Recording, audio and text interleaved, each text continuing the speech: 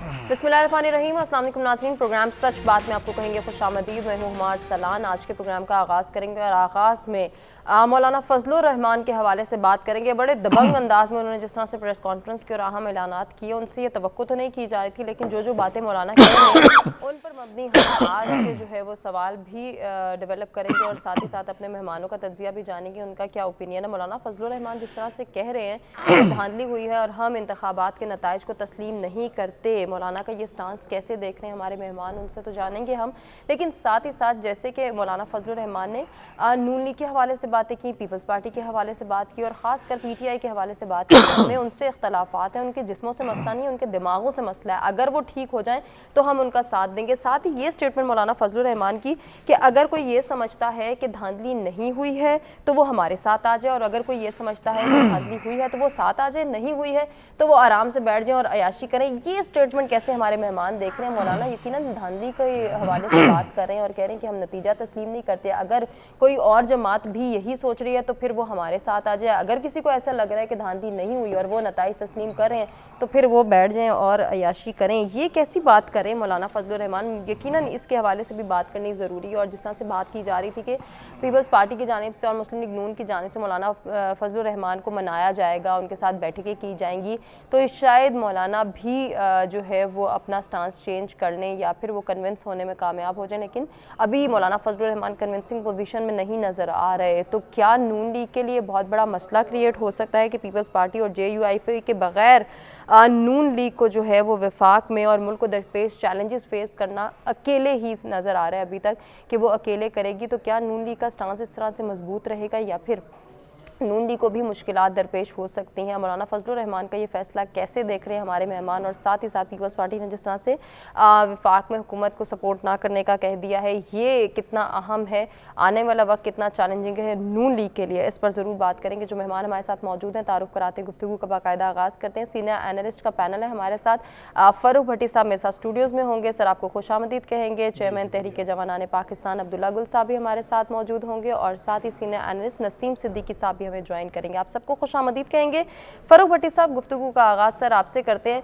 मौलाना फजलुर रहमान की कन्फ्यूजिंग जो स्टेटमेंट्स है सर, वो मुझे भी बड़ा कंफ्यूज कर रही थी जब मैं पढ़ रही थी। मौलाना ने 2-3 चीज़ें की, PTI से भी इख्तलाफ है, नून लीग से भी इख्तलाफ है, इनकी डिक्टेशन नहीं मानेंगे, अब हम इनके मातहत नहीं है, पीपल्स पार्टी के साथ भी नहीं जाएंगे। तो मौलाना करना क्या चाह रहे हैं बेसिकली? देखें, बात यह है कि मौलाना फजलुर रहमान जो हैं उनके तहफ़्फ़ुज़ात इस हवाले से हैं कि वो ये समझ रहे थे कि माजी की तरह इस दफ़ा भी उनको जो है वो बड़ी तादाद में सीटें जो हैं वो मिल जाएंगी और वो ज़्यादा बेहतर बारगेनिंग पोजीशन में आ जाएंगी। लेकिन इस दफ़ा मौलाना फजलुर रहमान को वो सीट्स जो हैं वो नहीं मिली और ख़ास तौर पर KP में वो उनकी सीट्स का जो है वो बहुत वो नीचे गई हैं। बलूचिस्तान से तो उन्हें सूबाई असम्बलीज़ की सीट्स भी मिल गई, किसी हद तक को जो है उनका अजाला हुआ, लेकिन मौलाना जिस तरह का मैंडेट चाह रहे थे वो उनकी जमात को नहीं मिला। और मौलाना फजलुर रहमान की जो है वो जब से सियासत में आए हैं वो ख्वाहिश रही है कि किसी भी तरह जो है वो एक दफ़ा सदर पाकिस्तान बने, यानी सदर पाकिस्तान बनने की ख्वाहिश उनकी बड़ी पुरानी है।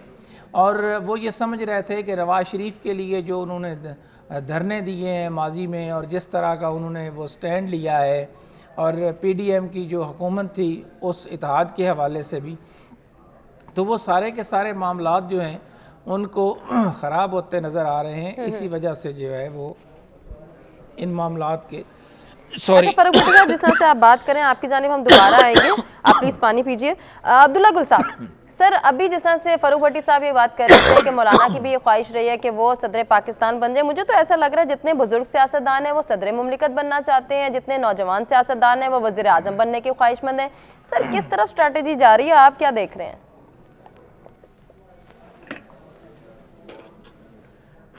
मेरे ख्याल में हर पॉलिटिशियन जो है उसका ये बिल्कुल उसका हक है, अगर वो इस काबिल है, सलाहियत रखता है तो ज़रूर बनना चाहिए। मौलाना ने भी शायद यही किया, लेकिन जो मौलाना ने आज बयान दिया है मेरे ख्याल में इसके ऊपर गौर तलब है। इस सारे मामले को 9 मई के वाक़यात से जोड़ना और उसके बाद फिर ये बात करना कि मुकाबला जो है वो ऐवान में नहीं मैदान में होगा, ये तो बड़ा खुलेआम एक वाज़े पैगाम है कि जी हम एजिटेशन की तरफ जा रहे हैं। और साथ ही ये भी कह दिया उन्होंने कि हम इसमें कोई गुंजाइश नहीं रखेंगे, कोई मजलिस आमला ने इसके अंदर किसी किस्म की जो रद्द-बदल करने की गुंजाइश नहीं छोड़ी। ये एक बड़ा खतरनाक पैगाम है। दूसरी तरफ ये हम जानते हैं कि केपीके के अंदर मौलाना फजलुर रहमान का जो इलेक्शन था भाई, ये जो बल्दियाती इलेक्शन, उसके अंदर उनकी अक्सरियत आई थी, लेकिन क्योंकि डेवलपमेंट फंड ही कोई नहीं था और हुकूमत तो कड़की थी। आज भी जो हुकूमत है वो तो अपना रिजर्व फंड को जो है वो यूटिलाइज करके लोगों की तनख्वाहें दे रही है। तीसरी तरफ मौलाना फजलुर रहमान की स्ट्रीट पावर मौजूद है वहाँ केपी में भी, और जो बलूचिस्तान में तो उनकी एक अच्छी खासी 10 सीटों की अक्सरियत भी मौजूद है काफी हद तक। तो ये दूसरी तरफ हम सिंध को देखते हैं। सिंध के अंदर भी हमने देखा कि मौलाना ने बड़े बड़े जो है वो प्रोटेस्ट किए और बड़े बड़े रैलियां निकाली, इसमें कोई दूसरी राय नहीं है। ठीक है, वोट देना ना देना एक और बात है, वोट मौलाना को मिले ना मिले, लेकिन स्ट्रीट पावर मौलाना के पास पूरी है, ये मैं आपको बता दूं। लेकिन मौलाना को ये समझना चाहिए कि 9 मई के वाकयात होते तो पाकिस्तान में 17% जो इस टाइम पे वोटिंग का तनासब हुआ, उसमें 17% जो 17 मिलियन लोग जो थे, उन्होंने वो दिया वोट एक मखसूस जमात को, पीटीआई को दिया। लेकिन 43.5 मिलियन जो वोट था वो उनके खिलाफ भी तो पड़ा ना। तो फिर ये 9 मई के साथ कैसे आप इसको जोड़ सकते हैं? कौम तो 9 मई के ही जो मामला था, और फिर साथ आप शहबाज शरीफ साहब को कह रहे हैं कि आप हुकूमत छोड़ के जो है वो अपोजिशन में बैठ जाएं। अब इसका क्या मतलब है? इसका बड़ा ये दूर अंदेश मतलब है, ये बड़ा समझने की जरूरत है। इसका मतलब ये है कि कौमी असेंबली जो है वो बैलों के सींग फंस जाएंगे। पीटीआई अकेले जो है वो हुकूमत बना नहीं सकती। पीपल्स पार्टी को साथ मिलाएगी तो पीटीआई फंस जाएगी और पीपल्स पार्टी के लिए भी मुसीबत बन जाएगी, जिसका इजहार खुद बिलावल ने कल कहा कि जनाब हम तो पीटीआई के साथ बात करते हैं लेकिन वो हमारे साथ बात करने के लिए तैयार नहीं है। मुस्लिम लीग अगर ऑपोजिशन बेंटों पे बैठ जाती है तो फिर इसका मतलब है मरकज में आप दोबारा इलेक्शन करवाएंगे, क्योंकि हुकूमत तो नहीं फिर बनेगी। फिर ये जो हुकूमत है ये नहीं बन सकती और फिर वफाक में असेंबली मुद्दत शुरू होने से पहले ही अपने इख्तिताम पजीर हो जाएगी। ये बड़ी खतरनाक बात है। इसका मतलब यह है कि इससे पूरी दुनिया के अंदर जो जग हसाई है वो अपनी जगह, जो आपने पैसे लगाए 47 बिलियन वो आपके गर्क हो गए, और उसके बाद जो आप नताइज हैं वो भी खातिर खा नहीं आए। तो सर एक जाने तो जिस तरह से आप कह रहे हैं कि लग यही रहा है कि इतनी बड़ी अमाउंट जो इलेक्शन एक्सपेंसेस में लगी वो वेस्ट हो गई, दूसरी जानिब ये जो धांधली के इल्जामात है, जिस तरह से अब सियासी रहनुमा, बुजुर्ग सियासी रहनुमाओं को कह दें, मंजे हुए सियासी रहनुमा कह दें, एक्सपीरियंस सियासी रहनुमा कह दें, वही इल्जामात पर इल्जामात लगाए जा रहे हैं। तो फिर सर हुकूमत साजी होगी कब और फिर कितनी मुश्किलात दरकार होंगी? देखिए सीधी सी बात है, अगर आप ये कहें कि धांधली हुई है तो धांधली का फायदा किसको हुआ? क्या पीटीआई को फायदा नहीं हुआ? क्या जो अगर धांधली हुई तो केपी के अंदर उनकी हुकूमत नहीं बनी? मतलब जहां आपको पसंद आया वहां धांधली कह दिया, जहां आपको पसंद ना आया वहां आपने कुछ और कह दिया। मत फॉर गॉड सेक ये मत करें, जहां आपको कोई वोट मिल गए तो अच्छा हो गया, लेकिन जो वोट ना मिले तो ये बुरा हो गया। मैं मान रहा हूं इलेक्शन कमीशन की जानिब से बहुत सारी कोताहियां हुई हैं। मेरी अपनी जमात के साथ जो है तकरीबन 8-10 हल्कों के ऊपर जो है बिल्कुल साइन ही तब्दील कर दिए। बिल्कुल सर, आपने इसका तज़किरा किया था। कोई बात नहीं, गलतियां होती हैं, इसका मतलब धांधली जो है वो एक और बात है। हमेशा देखना चाहिए कि धांधली का बेनिफिट किसको मिल रहा है। यानी कि मौलाना फजलुर रहमान से अगर कोई ये पूछे कि जिस दिन खैबर पख्तूनख्वा के अंदर उनकी जमात ने वाज़े अक्सरियत दी थी बल्दियाती इंतखाबात में, तब धांधली नहीं हुई थी, अब धांधली हुई है। ये मतलब ये ना करे ना, जब मेरे ख्याल में मैग्नेनिमिटी शो करें। मुल्क को इस टाइम पे मुश्किलात का सामना है। आप केपीके की मजलूम आवाम का क्या कसूर है, कि पाकिस्तानी कौम का क्या कसूर है कि आम वोट देते हैं, टाइम देते हैं, बच्चों के लिए छुट्टियां हो गई, स्कूल बंद हो गए, कॉलेज बंद हो गए, तालीमी इदारे बंद हो गए, जो सारे के सारा एक स्टेट मशीनरी बैठ गई। नतीजा ये हुआ कि नतीजा कुछ भी नहीं निकला। सर कंटिन्यू करना चाहेंगे नसीम सिद्दीकी साहब से। सर आप क्या कहेंगे, मौलाना फजलुर रहमान का स्टांस कैसे देख रहे हैं, और जैसे नून लीग को भी ऑपोजिशन में बैठने की दावत दे दी है, सर इस पर क्या कमेंट करना चाहेंगे? बिस्मिल्लाहिर्रहमानिर्रहीम।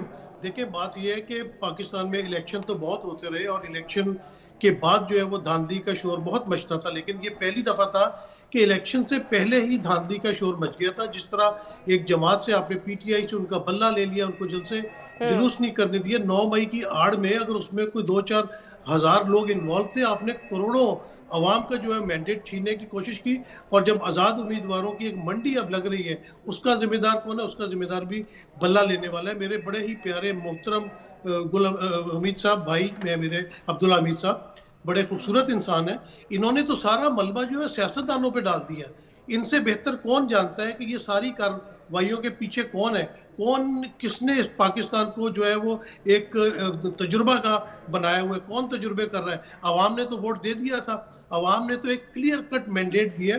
जिस तरह इन्होंने कहा कि इतने लोगों ने खिलाफ भी तो वोट डाला, लेकिन सारी जमातों ने मिल के भी उस जमात का मुकाबला नहीं कर सके। वो जमात जो है उसने ज्यादा वोट लिए, सबसे ज्यादा वोट लिए। तो इसका मतलब है कि तमाम लोगों के ऊपर अदम एतमाद था लोगों का।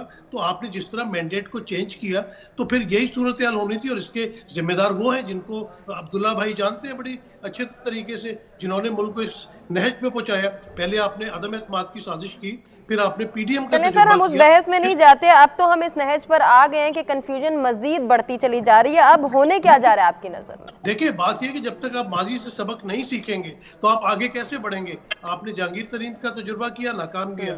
आपने परवेज खटक का तजुर्बा किया, नाकाम किया।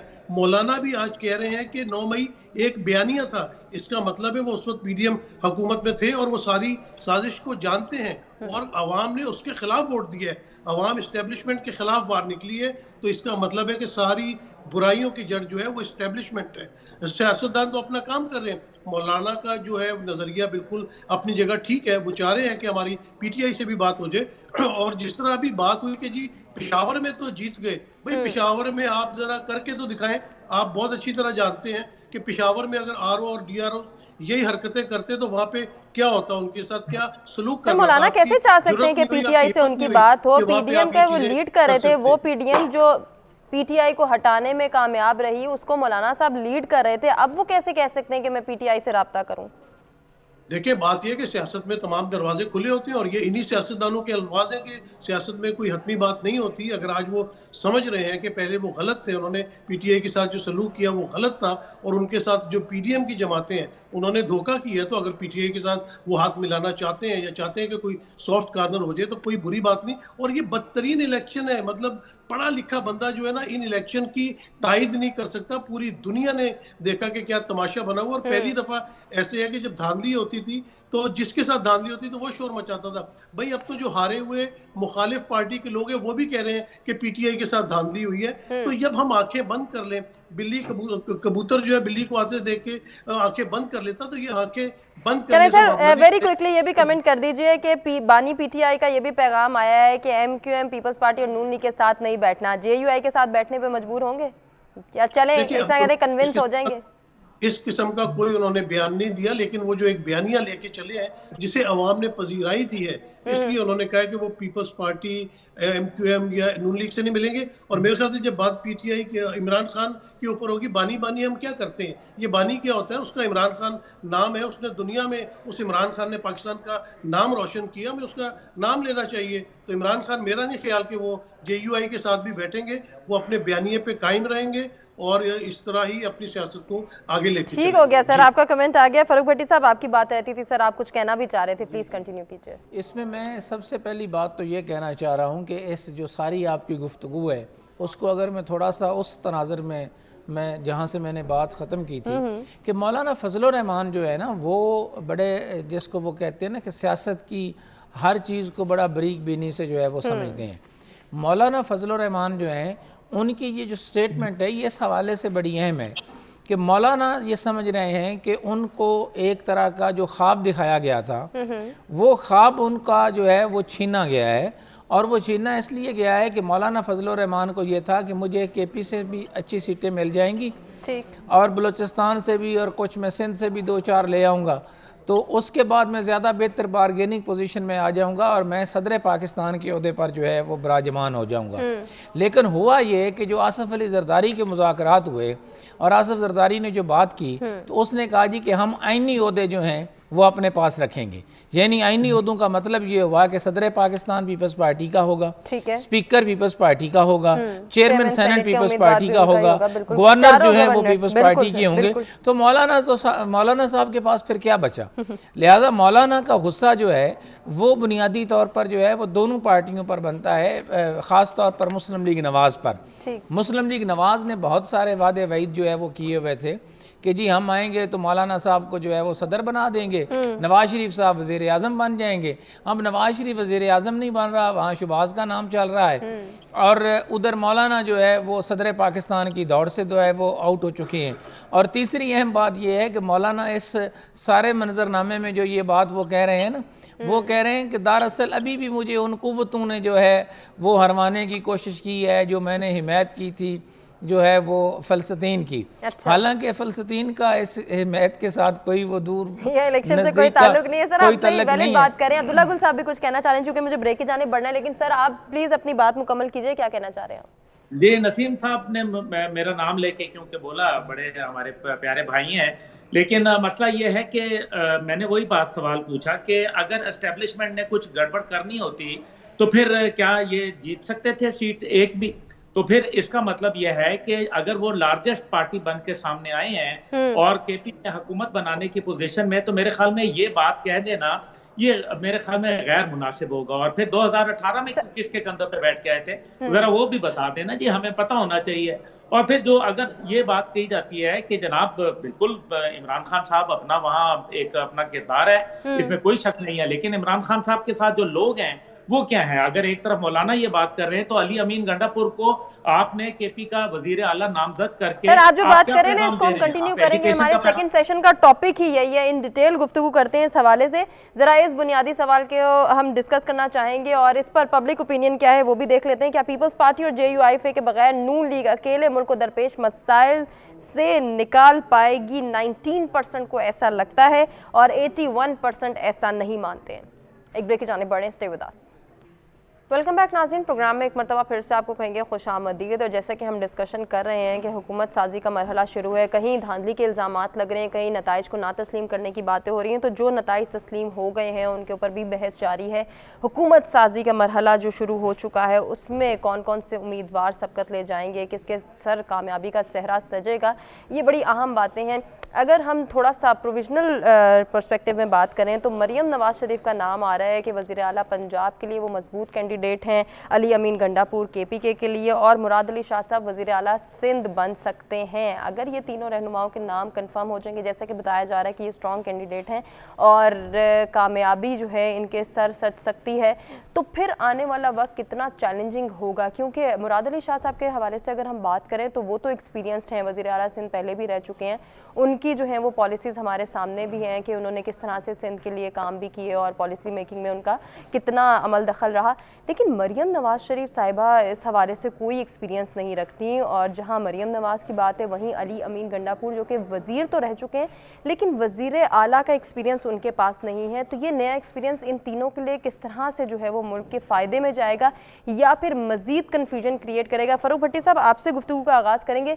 सर क्या कहना चाहेंगे इस हवाले से? इन तीनों को जब हम देखते हैं तो एक तो चले मुराद अली शाह साहब तो एक्सपीरियंस्ड हैं, लेकिन मरियम नवाज शरीफ अगर वज़ीर आला पंजाब बनती हैं तो फिर क्या होगा? वो खादिम आला वाला जो है वो सिनेरियो वही डेवलप होता नज़र आएगा या फिर चेंजिंग आएंगी पंजाब में? देखें, मुराद अली शाह के हवाले से जो गुफ्तगू चल रही है वो अपनी जगह पर होगी, लेकिन जो मेरे पास पीपल्स पार्टी के हलकों की जानब से और बड़े मोतबर हलके हैं उनकी जानब से जो मेरे पास इंफॉर्मेशन आई है वो ये है कि इस दफ़ा आसिफ अली जरदारी चाह रहे हैं कि वो फरियाल तालपुर को जो है वो अपना सिंध में जो है वज़ारत आला का कलमदान जो है वो उनको दें, और इस दफ़ा मुराद अली शाह शायद ना बने।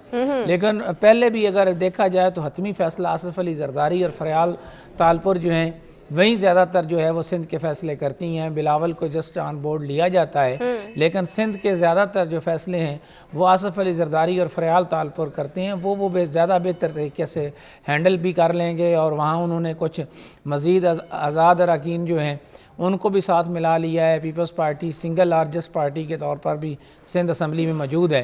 तो सिंध का मामला तो इस हवाले से आप समझें कि हल तलब है, घर का मामला है, मुराद अली शाह को करें या फरियाल तालपुर वज़ीर आला बन गए। अब हम बात करेंगे पंजाब के सूबे की। पंजाब भी घर का ही जी, मामला पंजाब का घर वाला मामला नहीं है। पंजाब में मरियम नवाज़ का जो है ये पहला एक्सपीरियंस होगा। और मरीम नवाज़ जो है वो कंपैरेटिवली देखा जाए हमजा शहबाज की निस्बत तो वो ज़रा हार्ड लाइनर्स हैं, और उनके हार्ड लाइनर्स होने की वजह से जो है वो मरीम नवाज़ की कोशिश होगी कि वो अपनी टीम को साथ लेकर चलें, जिस तरह माजी में भी मरीम नवाज़ अपनी टीम के साथ जो है वो उनको साथ लेकर चलती है। तो बहुत सारे तहफ़्फ़ुज़ात तो भी थे। बेशक तहफ़्फ़ुज़ात हूँ, लेकिन मियाँ मोहम्मद नवाज़ शरीफ जो हैं वो यही चाह रहे थे कि वो चाह तो ख़ुद ये रहे थे कि वो वज़ीर आज़म जो है वज़ारत उज़्मा की कुर्सी पर आएँ। ये उनके लिए बड़ा अनएक्सपेक्टेड था। और अगर आप बॉडी लैंग्वेज के हवाले से देखें तो आज की जो फुटेज है वो बड़ी इंटरेस्टिंग है। नवाज़ शरीफ चलते हुए जो है ना वो उनसे प्रॉपर उस तरह वो चला नहीं जा रहा था, उनके अंदर वो जोश जो है वो नहीं था जब वो शहबाज शरीफ से मिल रहे थे। क्योंकि कहीं वो जो आप कह रहे हैं कि उनसे चला नहीं जा रहा था, उसके पीछे वो रीज़न तो नहीं है कि उनकी दोनों सीट पर जिस तरह से बातें हो रही हैं, मानसेरा वाला सिनेरियो तो आपके सामने ही है। नहीं, उनकी दोनों सीटों के अलावा उनके लिए जो अनएक्सपेक्टेड रिजल्ट था वो रिजल्ट उनके लिए अनएक्सपेक्टेड था। आज तो सारे कह रहे हैं कि देखें जी वहाँ ऐसा हो गया, किसी को कुछ नहीं पता था। अच्छा। बात यह है कि बहुत बुरी तरह जो है वो जिसको कहते हैं ना कि पब्लिक ने पहली दफ़ा हाथ किया। यानी अगर हम बात करें मियाँ वाली की तो मियाँ वाली में जो है वो मेजर रिटायर्ड खुरम रोखड़ी साहब जो हैं वो चैनल पर आके हमें बड़े भाषण देते थे, जी हम यूं कर देंगे और हम वो कर देंगे। मसूफ ने 12,000 से ज़्यादा वोट नहीं लिए। यानी मियाँ अली आपका फारग हो गया। गुजरांवाला जहाँ दस्तगीर फैमिली कभी नहीं आ रही, वहाँ से जो है वो बड़ी तादाद में जो है ऑलमोस्ट फारग हो अच्छा गया। सर, राना जितनी अभी सनाउल्लाह बात जैसे हुई है ना, लोग- इसको कंटिन्यू करते हैं, फिर केपी की सिचुएशन पे दोबारा आपकी जानिब आएंगे। नसीम सिद्दीकी साहब, सर पंजाब और सिंध अभी तक हमने डिस्कस किया, मुराद अली शाह साहब नहीं होंगे, फरियाल तालपुर साहिबा होंगी, ये फरूख भट्टी साहब कह रहे हैं। सर आप इससे एग्री कर रहे हैं? जी देखें, बिल्कुल पाकिस्तान में क्या कुछ नहीं हो सकता, क्योंकि ये जो ओहदों की बंदर बाट है ये तो अपने घर में ही रखते हैं। जैसे पहले बात हो रही थी कि मुराद अली शाह 15 साल का उनका तजुर्बा है वजारत आला का, लेकिन 15 साल में पीपल्स पार्टी ने डिलीवर किया है। पंजाब में आप वो पहले कहते थे ना, बुजदार साहब को जब लाए थे कि वसीम अकरम प्लस, तो अब तो बुजदार प्लस आ रहा है।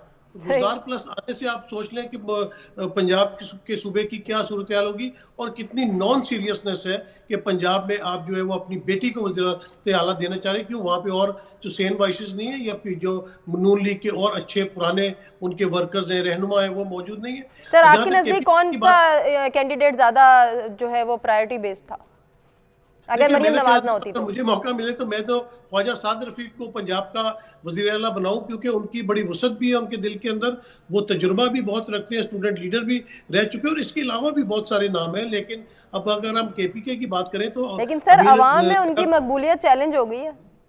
इनकी ख्वाजा साद रफीक की अवाम में मकबूलियत चैलेंज है इस वक्त। देखिए वो तो खैर वो तो नवाज शरीफ की भी चैलेंज है, शहबाज शरीफ की भी चैलेंज है। मरियम नवाज जिनसे हारी है उसको आपने जेल के अंदर बंद करा दिया है। तो इस तरह चैलेंज तो सारों की ही है। और आवाम का जो अभी बात हो रही थी ना कि नवाज शरीफ साहब की बॉडी लैंग्वेज, देखिए दिल में आपको सब पता होता है, जमीर आपको कुचोके लगा रहा होता है। आपको पता है कि आप जेल में रहने वाली खातून से हार चुके हैं, मानसेरा हार चुके हैं, आपकी पार्टी हार चुकी है, आपको ये 2 नंबरी से जो है वो तमाम सीटें दी गई हैं। तो इसका एहसास तो अंदर इंसान के होता है ना, अल्लाह ताला को भी तो जवाब देना है। दूसरी जहाँ पे बात अमीन गन्नापुर की हो रही है, वो शख्स आप देखें कि वो बहुत ही एक वाइब्रेंट किस्म का बंदा है। वो अपनी यंग एज में अंडर 19 उसने स्कॉश चैंपियन बन चुका है। तो उसके अंदर बहुत टैलेंट है। उसने पहले भी जिन वजारतों में काम किया है, ये वो कश्मीर की निगरानी जब कर रहे थे तो उन्होंने कश्मीर में बड़ा अच्छा रिजल्ट दिया था। और अभी जब से उनको केपीके का प्रेसिडेंट बनाया था तो उन्होंने देखे काम किया, तो केपीके में कितना अच्छा रिजल्ट आया। कहाँ परवेज खटक और महमूद खान जैसे जो जीरक सियासतदान वहाँ मौजूद थे उनको उन्होंने शिकस्त दिया। तो मेरे ख्याल से वो डिजर्व भी करते हैं और एक दबंग आदमी है, और मेरे ख्याल से वो केपीके को आगे लेके चलेंगे। लेकिन यहाँ पे एक अहम सवाल ये है कि पाकिस्तान ने जिस तरह जून तक बिलियंस ऑफ डॉलर्स कर्ज के अदा करने हैं, उस पर कोई बात नहीं कर रहा है। कोई कहता है मैंने सदर बनना है, मुझे स्पीकर बना दो, मेरी बहन को सिंध का वजीर आला बना दो, मेरी बेटी को पंजाब का वजीर आला बना दो। मुआशी पॉलिसीज कौन लेके आ रहा है? मुआशी पॉलिसीज किसने लेके आनी? और फिर मैं बार बार बात कहूंगा, अब्दुल्ला हमीद गुल साहब मेरे बहुत मोहतरम हैं, लेकिन जब तक इस्टेब्लिशमेंट का रोल खत्म नहीं होगा वो अपनी हदूद में वापस नहीं जाएंगे, पाकिस्तान तरक्की नहीं कर सकता। सर इसको यहाँ से हम रोकते हैं। जरा ये जो तीनों के हवाले से बात कर रहे थे, आपने बड़ा अच्छा तज्जिया पेश किया, मैं इसको कंटिन्यू करूंगी। अब्दुल्ला गुल साहब की जानिब भी जाऊंगी। अब्दुल्ला गुल साहब, सर तीनों के हवाले से बात हो रही है और एक कमेंट कर रहे थे नसीम सिद्दीकी साहब कि मेरी बेटी को वज़ीर आला पंजाब बना दो, मेरे जो बहन है उनको वज़ीर आला सिंध बना दो। अब जब बच्चे यहाँ होंगे तो चले उनकी फेवर करेंगे, जिनके बच्चे यहाँ नहीं है तो वो फिर दूसरों पे तकिया करेंगे। सर क्या कहना चाहेंगे? देखिए, बात सीधी सी ये है कि हम अगर बच्चों की बात ही कर लें तो दुनिया में सबसे बड़ी जो जायदाद होती है, जो आपका अशाशा होता है, वो आपके बच्चे होते हैं। तो जो आदमी अपने बच्चों से जो है वो सब कुछ होते हुए भी ना मिले तो मैं क्या उसको बोलूंगा। ज़ाहिर है अपनी फैमिली से वफादारी सबसे पहली शर्त होती है। और जहां तक ताल्लुक है कि क्या हॉलो मैंडेट्स की, तो 26 सीटों से जब 116 सीटें बनती हैं तो वो भी हॉलो मैंडेट। क्या खान साहब को खाया था? क्या उनको मलामत की थी? क्या उनके दिल में कचोके दिए थे? अगर नहीं दिए थे तो तब क्यों नहीं दिए थे? और फिर नवाज शरीफ, मैं कोई नवाज शरीफ साहब का तो स्पोक्समैन हूं नहीं। दूसरी बात यह है कि यहाँ के अलमिया सबसे बड़ा यह है कि यहाँ मौरूसियत इतनी ज्यादा है कि लोग एक दूसरे के ऊपर ट्रस्ट नहीं कर सकते। मसला ये है, मौरूसियत का ये आलम है कि वो अपनी, क्यों पंजाब में और सारे लोग चले गए हैं, वो एहसन इकबाल साहब जैसे लोग भी मौजूद हैं, कोई दीगर लोग भी मौजूद हैं, आप उनको वजारत आला के ऊपर जो है वो लाएं। लेकिन मसला यही है कि आप वजारत आला के ऊपर जो है वो बंदे को नहीं, ये वो गुलाम हैदर वाई को बड़ी मुश्किल से उस टाइम पे किसी ने समझाया कि जनाब मियां नवाज शरीफ साहब आप उनको वजारत आला के लिए उनको लाएं, बजाय इसके कि शहबाज शरीफ साहब को लाएं। लेकिन मसला यह है कि ये समीउल्लाह से कलीमुल्लाह और कलीमुल्लाह से समीउल्लाह के ऊपर गेंद जो है वो ट्रांसफर हो रही है। पहले हमजा साहब शहबाज जो है वो भी बारी लगा गए हैं। क्या पूरे पंजाब में और कोई, मतलब जो इतने लॉयल लोग हैं जो मुस्लिम लीग के साथ, जिनकी नस्ल दर नस्ल चल रहे हैं, जिन्होंने कारकर्दगियां दिखाई हैं, वो किधर गए हैं? पहली बात ये है। दूसरी बात ये है कि मरियम साहिबा के साथ सारी अपनी जगह बात, लेकिन उनके साथ एक मजबूत टीम जरूर मौजूद है। ये मैं जरूर कहूंगा कि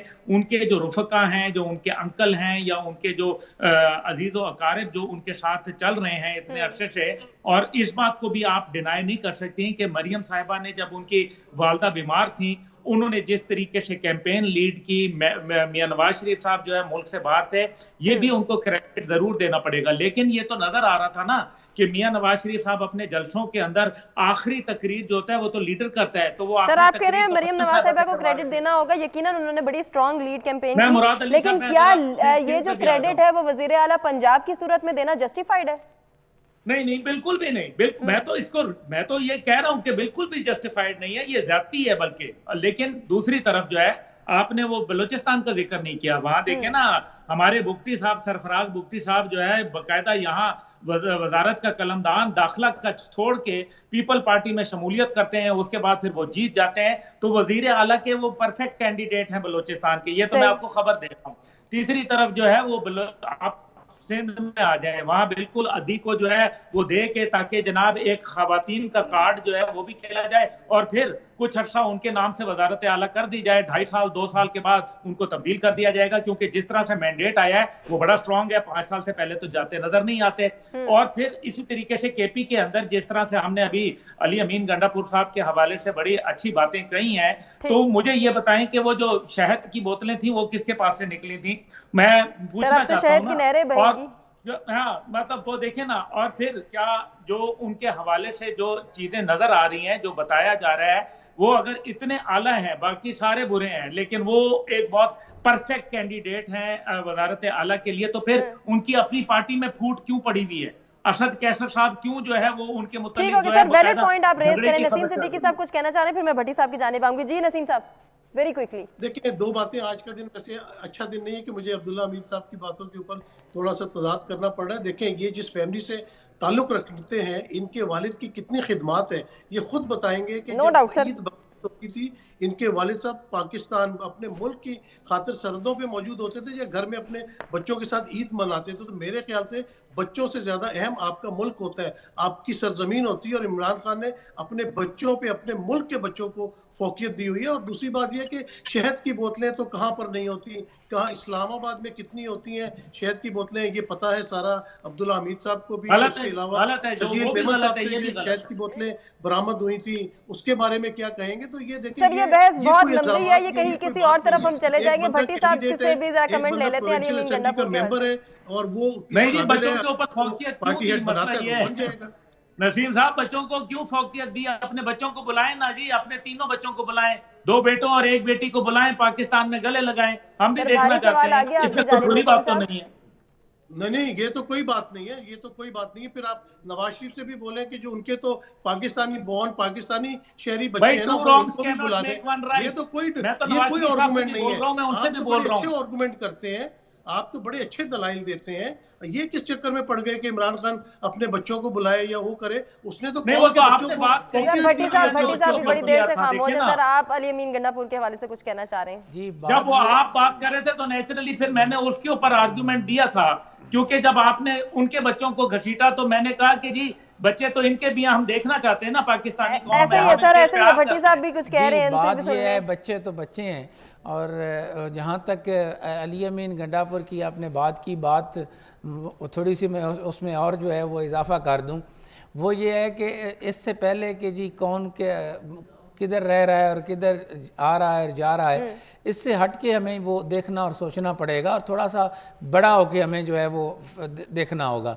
देखें, एक दफ़ा लालू प्रसाद जो है, मैं थोड़ा सा अपने दोनों जो सीनियर्स हैं उनको थोड़ा बता देना चाहता हूँ कि लालू प्रसाद इधर आया, कश्मीर कॉन्फ्रेंस हो रही थी। अच्छा। तो उधर मैरियट में जो है ना, उधर रोक लिया। उन्होंने कहा जी कि लालू प्रसाद साहब देखें, आप चूँकि करप्ट थे तो आपने अपनी बीवी को मुंतखब करवा दिया। उसने कहा नहीं भाई, ये इस पे मैंने नहीं, रबड़ी देवी को कहते हैं। उसने कहा नहीं नहीं नहीं, मैं कौन होता हूँ, उसको तो जनता ने चुना है। अच्छा। बात ये है कि जब जनता या आवाम की बात है ना, आवाम ने गुल साहब सीधा सीधा मैंडेट दिया है इमरान खान को, और बेशक इससे कोई इख्तलाफ करे या ना करे, लेकिन सारे अंदाजे, सारे तज्जिए जो हैं वो गलत साबित हुए हैं। और ये कह रहे थे कि जनाब ये तो 20 से 25 सीटें नहीं लेंगे। आवाम ने मैंडेट दे दिया, उन्होंने जो अली अमीन गंडापुर की जो आप बात कर रहे हैं ना कि जी उनको क्यों बनाया, उसके पीछे बड़ी साफ और सीधी सी रीज़न है, जिस हवाले से जो है इमरान खान ने उसका जो है वो किया है कि अली अमीन गंडापुर जो है वो दो तरह की सिचुएशन है। इस वक्त हालात पीटीआई के लिए बहुत अच्छे नहीं हैं, और केपी में वो जिसे वो कहते हैं ना कि बिल्कुल सॉफ्ट किस्म का वज़ीर आला उनको नहीं चाहिए। अच्छा। उन्हें चाहिए कि जो जंगी बुनियादों पर जो है वो स्ट्राइक करे। इस वजह से अली अमीन गंडापुर जो है उनको बनाया गया है कि वो एनर्जेटिक हैं, वो निकाल सकते हैं, लेकिन इतनी हार्ड स्ट्राइक ना हो जाए। देखें, बात ये है कि बात हार्ड स्ट्राइक की नहीं है। अली अमीन गंडापुर ने जो मुश्किलें बर्दाश्त की हैं और जिस तरह पीटीआई के वहाँ का वर्कर्स की मेजॉरिटी जो है उसको देख रही है, और मौलाना फजलुर रहमान को जो अली अमीन ने शिकस्त दी है, उसके बाद जो आगे आने वाले दिनों में मुझे नहीं लगता कि इमरान खान के लिए जो है वो फूलों की सेज सजाई जाएगी। जो उनके लिए जो है मुश्किलात आने वाले दिनों में बढ़ेंगी। पीटीआई के लिए मुश्किलात हो सकती है। अब्दुल्ला गुल साहब, वेरी क्विकली आप जो कहना चाह रहे हैं सर कहिए, मैंने ब्रेक की जानिब जाना है। मैं सिर्फ ये कहना चाह रहा हूं कि दहशतगर्दी की एक बहुत बड़ी जंग जो है वो खैबर पख्तूनख्वा के अंदर लड़ी जा रही है, और अली अमीन गंडापुर साहब 9 मई के अंदर नामजद हैं। अब आप मुझे बताएं कि एक चीफ मिनिस्टर जो फौज के हवाले से जिसको 9 मई के अंदर नामजद किया हो, वो फौज की वो उस दहशतगर्दी की जंग में कैसे जो है वो फ्रूटफुल साबित होगा? ये खतरनाक फैसला है सर, अहम सवाल है, इस पर हम जरूर कमेंट लेंगे अपने मेहमानों का। जरा अभी ब्रेक के जाने बढ़े, और ब्रेक पे जाने से पहले इस सेशन का ये बुनियादी सवाल जो था उसको पब्लिक पोल उसके हवाले से डिस्कस कर लेते हैं। क्या तीनों उम्मीदवार सूबाई क़यादत करने की अहलियत रखते हैं? यानी कि मरियम नवाज शरीफ, अली अमीन गंडापुर और मुराद अली शाह साहब के हवाले से बात हो रही है, तो 33% को ऐसा लगता है कि ये रखते हैं अहलियत, जबकि 67% ऐसा नहीं मानते। एक ब्रेक के बाद हाजिर होते हैं। वेलकम बैक नाज़रीन, प्रोग्राम में एक मरतबा फिर से आपको कहेंगे खुशामदीद। जहां हुकूमत साजी के मरहले को डिस्कस करें, वहीं इलेक्शन की धांधली को भी हम डिस्कस कर रहे हैं। इंतखाबात में धांधली हुई नहीं हुई, ये इल्ज़ामात वैलिड है नहीं है, अब आगे क्या होने जा रहा है, वो स्ट्रॉन्ग कैंडिडेट जो कि अहम वजारतें हासिल कर सकते हैं उनके हवाले से भी बात हो रही है। वहीं जहाँ पार्टियों के हम स्टांस को डिस्कस कर रहे हैं, पीटीआई के स्टांस को भी डिस्कस करना बहुत ज़रूरी है। रहनुमा पीटीआई अली मोहम्मद खान साहब की एक स्टेटमेंट हम कोट करेंगे और उस पर फिर तज्जिया जानेंगे अपने मेहमानों का। जो डिस्कशन ब्रेक पे पहले जाने से पहले हो रही थी उसको भी कंटिन्यू करेंगे। वो कहते हैं कि नून लीग और पीपी के साथ बैठना पीटीआई का नजरिया कुर्बान करने के मुतरादिफ है। अब ये स्टेटमेंट जो दे रहे हैं अली मोहम्मद खान साहब, उसके हवाले से पीटीआई कितनी मुश्किल में आ सकती है? नून लीग से साइडलाइन होकर और पीपल्स पार्टी से साइडलाइन होने के बाद पीटीआई का स्टांस क्या रह जाएगा, और क्या इन दोनों से इत्तेहाद ना करने से पीटीआई को कोई सियासी फ़ायदा हासिल हो सकता है? नसीम सिद्दीकी साहब, सर आपसे गुफ्तगू का आगाज़ करेंगे। सर, कैसी लग रही है ये स्टेटमेंट, और क्या इन दोनों जमातों से इत्तेहाद ना करके पीटीआई को सियासी फ़ायदे हासिल हो सकते हैं? देखें, जिस तरह इमरान खान के बयानियों को भी बात हो रही थी कि सारी तजुर्बाकार और तजियाकार और तमाम हथकंडों के बावजूद उसको आवाम ने वोट दिया, उसकी वजह यही है कि इमरान खान अपने स्टांस पे खड़ा है। वो कहता है मैं चोरों के साथ हाथ नहीं मिलाऊंगा। उसने जिस तरह बिलावल साहब ने अभी जब इलेक्शन की कैंपेन चल रही थी, उन्होंने क्या कुछ नवाज शरीफ और शहबाज शरीफ के बारे में नहीं कहा, लेकिन जो ही इलेक्शन खत्म हुए वो उनसे हुकूमत बनाने के लिए मिल बैठ गए। लेकिन इमरान खान साहब इस चीज को लेके नहीं आ रहे हैं। आप देखें कि ना उन्होंने कैंपेन चलाई, ना उनको जलसों की इजाजत दी गई। जेल में बैठे थे लेकिन फिर भी वो इलेक्शन जीते। तो वो उन्होंने जो अपना बयानिया लिया वो अपने बयानिए पे कायम है और उसको लेके आगे चलेंगे। तो आगे अभी और भी इलेक्शन आने हैं। अभी ये हुकूमतें जिस तरह आपको चलती नजर नहीं आ रही। अभी एक अमीन गंडापुर की बात हो रही थी 9 मई के हवाले से, तो भाई नवाज शरीफ साहब ने तो आर्मी चीफ का जहाज अगवा करवाया था और उस पर उनको सजा भी हुई थी, लेकिन आपने उनको वजीर आजम बनाया, आपको काबिल कबूल हो गए। पीपल्स पार्टी ने अल जुल्फकार बनाया, पाकिस्तान की एयरलाइन को अगवा किया, आप उनके साथ मिलके बैठे हुए। तो ये कोई ऐसी बात नहीं है, ये कोई मुल्क दुश्मन लोग नहीं है। कोई मिसअंडरस्टैंडिंग जरूर आ सकती है और आप उन मिसअंडरस्टैंडिंग्स को दूर करके आपको सियासतदानों के साथ मिलके चलना है। एस्टेब्लिशमेंट को चाहिए कि वो अपने लहजे में, अपने तौर तरीके में थोड़ी नरमी लेके आए और सियासतदानों को सर, साथ जब हम लेके सियासतदानों को चलें, क्योंकि डिस्कस इस मुल्क को करते हैं तो दो सियासतदानों ने चीजें लेके सामने चलना। आती है, मकबूलियत और कबूलियत। इन दोनों का साथ होना जरूरी है या मकबूलियत काफी है? देखिए, बात तो ये है कि पाकिस्तान में मकबूलियत और कबूलियत दोनों होनी चाहिए, लेकिन ये जो कबूलियत है ना, इसी ने इस मुल्क को 75 साल से इस हाल पे पहुंचाया हुआ है कि आपने 70 के इलेक्शन का भी हाल देखा कि उस वक्त किसकी मकबूलियत थी और किसको वजीर आजम बनाया गया। और ये दौर बिल्कुल चल रहा है। 2018 में भी इसी तरह हुआ कि मकबूलियत किसकी थी और आपने किस तरह जो है वो इमरान खान की हुकूमत बनाई। आज इमरान खान की मकबूलियत तो है तो आप दूसरे को दे रहे हैं। खुदा के वास्ते ये काम करना छोड़ दें। सियासतदानों के अगर काम नहीं करने देंगे तो फिर कोई मामला आगे नहीं चल सकता। सर, फिर सियासतदान अपना turmoil काम ऐसे करने में चलता संजीदा रहेगा। है? जी, सियासतदान अपना काम करने में संजीदा है? मैं ओवरऑल बिल्कुल सर, तमाम है तो सियासतदानों को उनको मौका डिस्कस देना। करना आप चाह उनके रही हूँ। मामलात में टांग ना अड़ाएं। आपके मामले में कोई टांग अड़ाता है या हमारे मामलात में कोई टांग अड़ाता है, वो जैसा भी कर रहे हैं आप उनको करने तो देना। इतने हजारों लाखों आपको सबूत मिलते हैं कि सियासतदानों का काम नहीं करने दिया जाता। जिस तरह इंस्ट्रक्शंस आती है, जिस तरह टेलीफोन कॉल्स आती है, जिस तरह जोड़ तोड़ करवाई जाती है, ये सबके सामने है। क्यों नहीं खुल के बात करते? और अब्दुल्ला हमीद गुल साहब से ज्यादा हम में से किसी को इन बातों का नहीं पता। किसी दिन ये हिम्मत करें और हमें अंदर की बातें बताएं। ठीक हो गया अब्दुल्ला गुल साहब। सर, आपके जानिब आगे है अब बात, तो फिर आप ही बता दीजिए ये मकबूलियत और कबूलियत का सिलसिला क्या यूं ही जारी और सारी रहेगा? क्योंकि 2018 को, सिर्फ हम ज्यादा दूर नहीं जाते, 2018 और 2024 को डिस्कस करें। एक लीडर उठता है, वो बातें बनाता है, दूसरा उठता है, तनकीद करता है। आज वो कबूलियत के दायरे में आ रहा है तो सिर्फ आज वो बन रहा है। ये चीजें ठीक है, हम मानते हैं, हमारे सामने है, लेकिन सर क्या ये यूं ही चलता रहेगा या इसमें कभी कोई चेंज आएगा? क्या इसमें कोई संजीदगी कभी नजर आएगी हमें?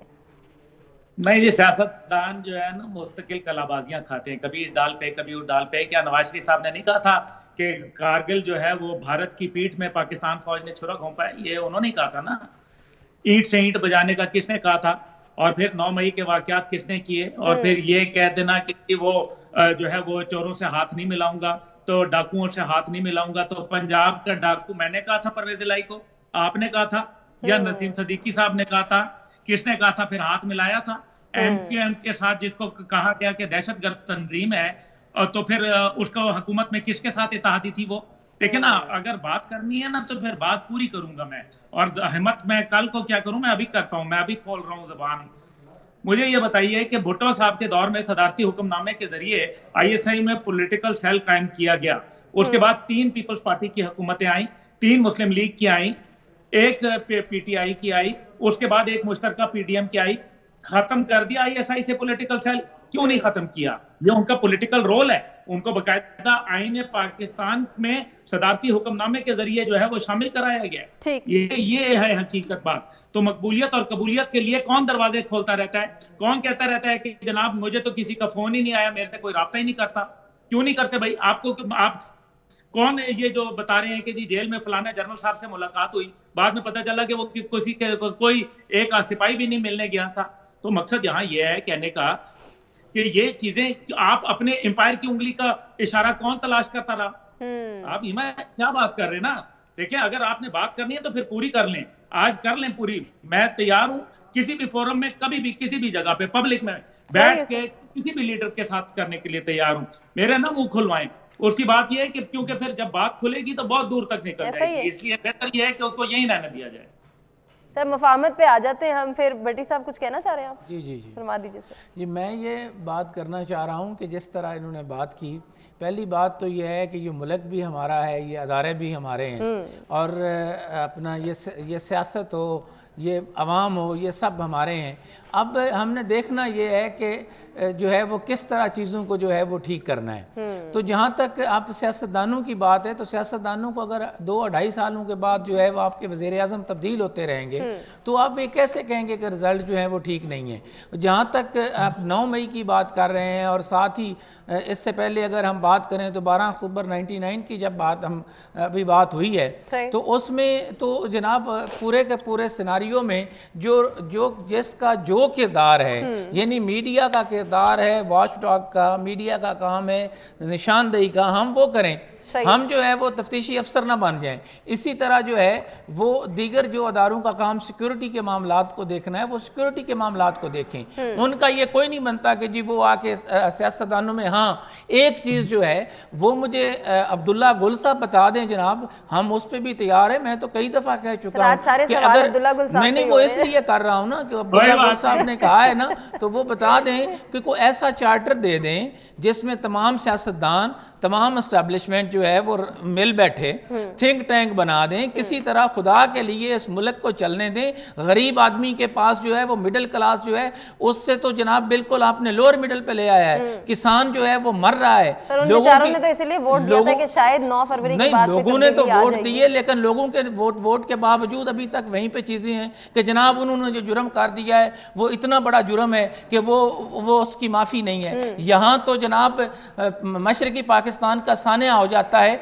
और हम जो है वो याहिया खान को ना सिर्फ माफ करते हैं, उसको फौजी एजाज जो है वो उसके दफन करके उसको यूं सलूट मारा जाता है। जो है गहरी बहस में जा रहे हैं। उस वक्त की अगर बात करें तो फिर वहां पे से भी बात यही आती है कि अगर वो फैसले मान लेते तो फिर शायद वो भी नौबत ना। नहीं, देखें इसमें एक बात तय है, वो वाले फैसले या ये वाले फैसले, ये 1947 से लेकर अब तक के जितने फैसले हैं, उन फैसलों में अगर फैसले सिर्फ अवाम पे छोड़ दिए जाते, यानी हम तो इतनी बेहिस कौम है कि हम सच बोलना ही नहीं चाहते। हम नहीं बोलना चाहते कि जिस तरह आज वहां पे जो है वो क्लीन स्वीप किया है, मोहतरमा फातिमा जना के साथ जो सलूक हुआ है लोग भूल गए हैं। आप क्या समझते हैं, लोग रोटी को ओची बोलते हैं, जब पाकिस्तान के मेजॉरिटी लोग एक बात कर रहे हैं कि नहीं इस पे बस करें। अदारों की कोई अना नहीं होती, अदारों के लिए मुल्क कायम होता है, ना ही लोगों की कोई अना होती है। 70-75 सालों में सर सुनी किसने? नसीम सिद्दीकी साहब कुछ कह रहे हैं आप? जी सर, मैं ये कहना चाह रहा था कि अब्दुल्ला हमीद गुल साहब की सारी बातों से मैं इत्तेफाक करता हूँ, मैं डिफर नहीं कर रहा, लेकिन ये मुझे बता दें कि पिछले दिनों साबिक वज़ीर आज़म शाहिद खाकान अब्बासी साहब ने बयान दिया था कि यार मैं तो डमी वज़ीर आज़म था, ऑर्डर तो जो है वो कोई और से आते थे। तो बात यह है कि इदारे बेशक आईनी तौर पर उनका इंक्लूजन है, लेकिन अदारे अगर अपने हदूद में रहें, बल्कि हर बंदा अपनी हदूद में रहे, तो मामलात सही होते हैं। जब भी आप हदूद से बाहर निकलते हैं, क्रीज से बाहर निकल के छक्का मारने की कोशिश करते हैं, तो आप हमेशा स्टंप आउट होते हैं। कभी कभार तो छक्का लग जाता है, लेकिन अगर आप स्टैट्स निकाल लें तो ज्यादातर लोग स्टंप आउट ही हुए। तो बस अपनी हदूद से बाहर ना निकले। सब बड़ी वैलिड, बड़ी मुनासिब बात आप कर रहे हैं। अब्दुल्ला गुल साहब सर, आप भी कोई कमेंट करना चाहें? जी बिल्कुल, मैं शाहिद खाकान अब्बासी साहब से ये पूछना चाहता हूँ कि अगर वो डमी वजीर आजम थे तो इतने कद काट के साथ, इतनी ताकत के साथ इतने हायर मॉरल ग्राउंड के साथ उन्होंने उस टाइम पे स्टेप डाउन क्यों नहीं किया? उनको यह अब ख्याल आया? वो उस टाइम पे रोटी को चोची कहते थे या अब कहते हैं वो रोटी को चोची? दूसरी बात जो है, आप वो कश्मीर की बात कर लें, वो जो एक पेज पे थे तब वो ठीक थे, तब वो सारी फौज की और एस्टेब्लिशमेंट की गलतियां जो थी वो जायज थी। अब वो तमाम गुनाह बन गए हैं। वो कश्मीर के ऊपर जो अभी हमारे भाई नसीम साहब ने कहा, मैं बिल्कुल सही बात कह रहे हैं, लेकिन ये बताएं कि कश्मीर पे अली अमीन गंडोपुर साहब की ये कारकर्दगी थी कि कश्मीर बेच दिया, वो तो कश्मीर अलहदा हो गया। सर यकीनन ये एक बहुत बड़ी बहस है। हमारे पास वक्त महदूद है। अपने तमाम मेहमानों का शुक्रिया जहां हम अदा करेंगे, वहीं इस बुनियादी सवाल के बारे से पब्लिक पोल को जल्दी से डिस्कस कर लेते हैं। क्या पीटीआई को नून लीग और पीपल्स पार्टी से इत्तेहाद ना करने का कोई सियासी फायदा हो सकता है? 75% को ऐसा लगता है कि सियासी फायदा हो सकता है, जबकि 25% ऐसा नहीं मानते हैं। एक मरतबा फिर से अपने तमाम मेहमानों का शुक्रिया अदा करना चाहेंगे जिन्होंने अपने कीमती तज्ज़िया और कीमती वक्त से आगाह किया। नाज़रीन, आपसे इजाज़त लेंगे। अल्लाह निगहबान।